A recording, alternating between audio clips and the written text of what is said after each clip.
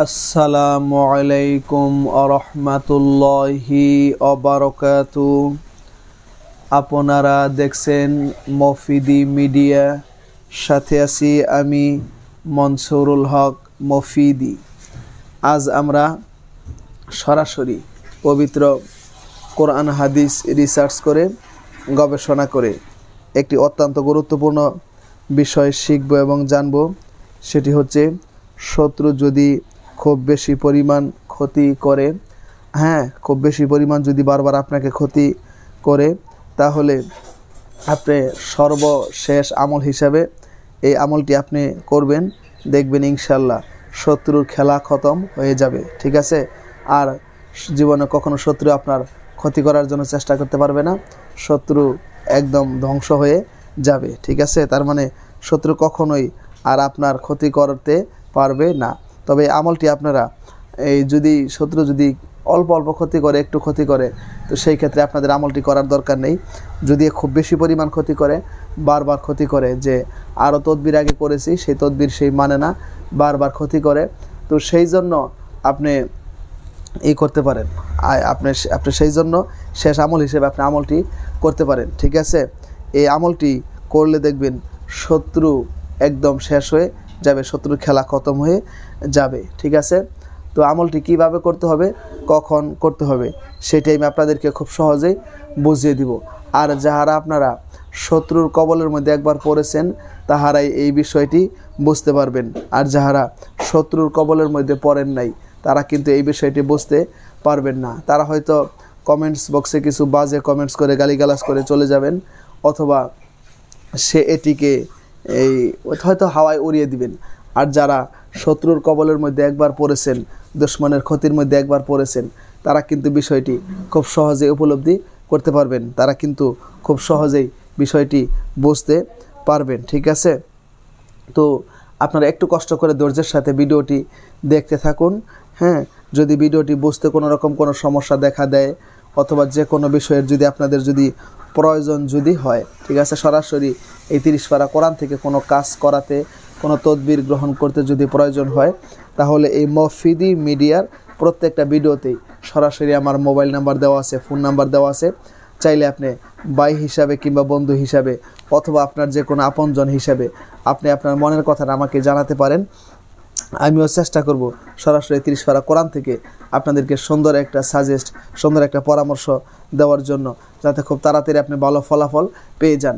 একটি কথা মনে রাখবেন, আল্লাহ বলেন, অনুনাজ্জিলু মিনাল কোরআনি মা হুয়া শিফাউ ও রহমাতুল লিল মুমিনিন। মানব জাতির, মানব জীবনের যত সমস্যা রয়েছে, সকল সমস্যার একমাত্র সঠিক সমাধান আল্লাহ পাক রব্বুল আলামিন তার এই 30 পারা কোরআনুল কারীমের মধ্যে রেখে দিয়েছেন। সুতরাং কোরআন থেকে যদি আপনি কোনো তদবির যদি করেন, কোনো আমল যদি করেন, সেটা যত তাড়াতাড়ি ভালো ফলাফল পাবেন, বিশ্বের অন্য কোনো জায়গা থেকে সেই ফলাফল পাওয়ার কি কোনো সম্ভাবনা নেই। কারণ আল্লাহ তাআলা কোরআনের মধ্যে সকল সমস্যার সমাধান রেখে দিয়েছেন। যেখানে আল্লাহ তাআলা সমাধান রেখে দিয়েছেন, সেখানে আপনাকে সমাধান খুঁজতে হবে। অন্য কোনো জায়গার মধ্যে আপনি সমাধান খুঁজলে কিয়ামত হয়ে যাবে, কিন্তু আপনি সমাধান খুঁজে পাবেন না। ঠিক আছে? তো অনেক দিনই ভাই বোনেরা কিন্তু আমার কাছে বলেন যে, হুজুর, শত্রু আমাকে বারবার কি করে, ক্ষতি করে।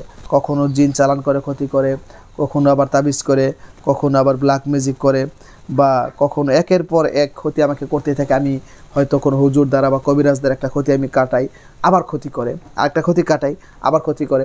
একভাবে ক্ষতি করে সেটাকে আমি প্রতিহত করি, আবার ঘুরাইয়া আরেকভাবে কি করে, ক্ষতি করে। তো ক্ষতি মানে লেগেই থাকে। ঠিক আছে? এরকমভাবে কঠিনভাবে ক্ষতি করে যে ক্ষতির কোনো শেষ নেই। তো আমি বলবো যে আপনি শেষের দিকে এসে আমলটি করবেন, কারণ এটির পাওয়ার খুব বেশি, এটি খুব কঠিন পাওয়ারের তদবির। ঠিক আছে?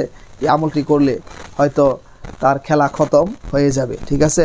তো সেই জন্য আপনি এই আমলটি কীভাবে করবেন, আমলটি করতে গেলে আপনাকে প্রথমেই সুন্দর করে অজু করতে হবে, অজু করে পবিত্র হতে হবে।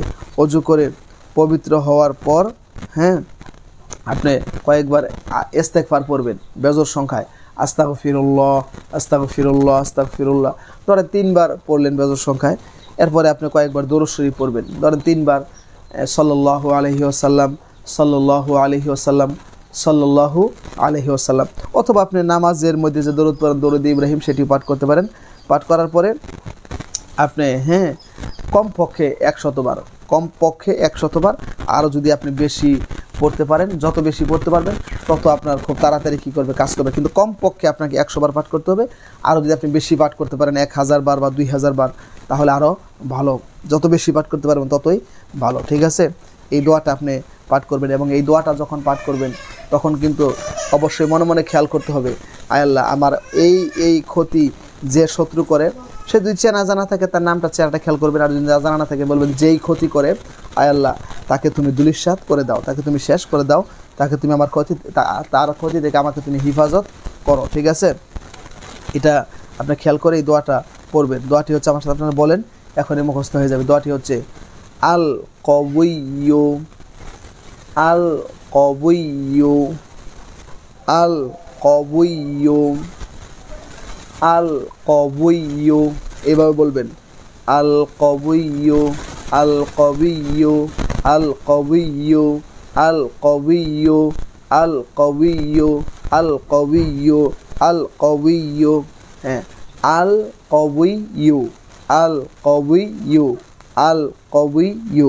আমি চেষ্টা করবো এটার উচ্চারণটা আমি আপনাদেরকে সুন্দরভাবে স্ক্রিনে দিয়ে দেওয়ার জন্য, ঠিক আছে। এইভাবে সুন্দর করে বলবেন আল কবিয়্যু। হ্যাঁ, আল কবিয়্যু, এটি আপনারা কমপক্ষে 100 বার পড়বেন, আরও বেশি পড়তে পারলে ভালো, ঠিক আছে।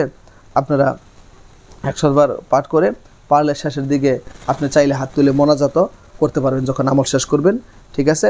তো আপনি এটি যদি আপনি পাঠ করেন আর সেই শত্রুর কথা যদি আপনি খেয়াল করেন, ইনশাআল্লাহ আল্লাহ পাক রব্বুল আলামিনের রহমতে আপনার সেই শত্রুর ক্ষতি থেকে আল্লাহ তাআলা অবশ্যই আপনাকে হেফাজত করবে। সেই শত্রু দেখবেন এমন সমস্যার মধ্যে পড়ে গেছে বা তার এমন সমস্যা হয়ে গেছে, সে আপনার ক্ষতি করবে দূরের কথা, সে তার নিজের ক্ষতি গোছাইয়া সারতে পারবে না। কারণ এই আমলটা কিন্তু আপনার মানে প্রথমেই একটু একটু ক্ষতি করলে পড়বেন না, যখন দেখবেন খুব বেশি পরিমাণে ক্ষতি করতেছে, আপনি প্রতিহত করতে পারতেছেন না, শেষের দিকে এসে আমলটা আপনি করবেন, ঠিক আছে।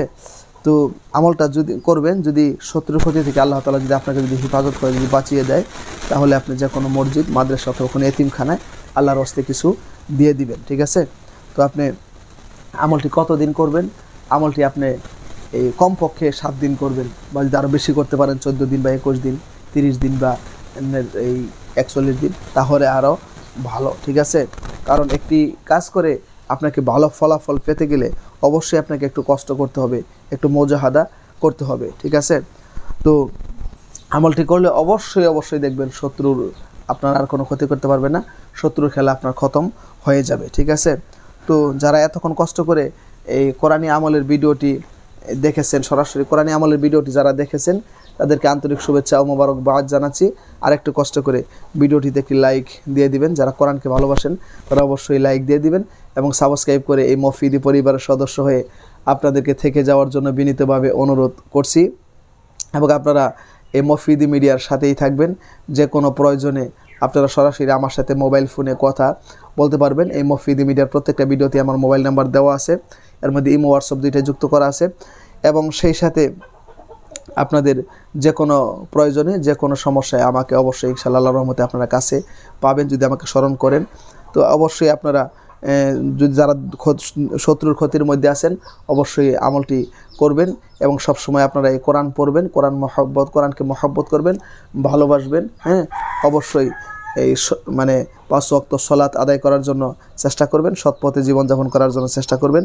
তো আল্লাহ পাক রব্বুল আলামিন আপনাদের সবাইকে সকল শত্রুর হাত থেকে, সকল দুশমনের হাত থেকে হেফাজত করুক এবং আমার জন্য দোয়া করবেন, আমি যাতে সুস্থতার সাথে ঈমান ও ইসলামের উপর থেকে এই কোরআনের সাথেই থেকে আপনাদের মাঝে দিনের সহি খেদমত, ভালো ভালো আমল, ভালো ভালো তদবিরগুলা কোরআন হাদিস রিসার্চ করে গবেষণা করে আপনাদের মাঝে বারবার নিয়ে হাজির হতে পারি, সেই প্রত্যাশায় আজকের মতো এখানেই বিদায়। আসসালামু আলাইকুম ওয়া রাহমাতুল্লাহি ওয়া বারাকাতুহু।